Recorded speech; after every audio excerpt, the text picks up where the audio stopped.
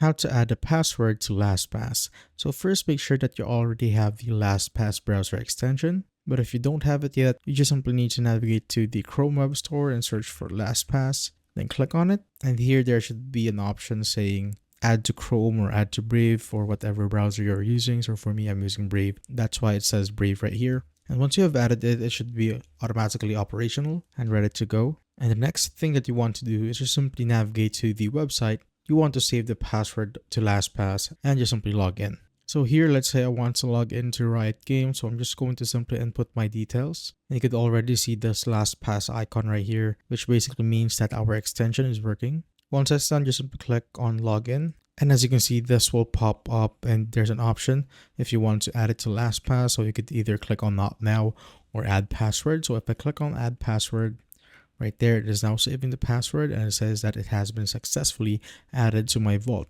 And if I go back to my LastPass vault here on the LastPass website, as you can see, it has been automatically added right there. And that is how you basically add a password to LastPass.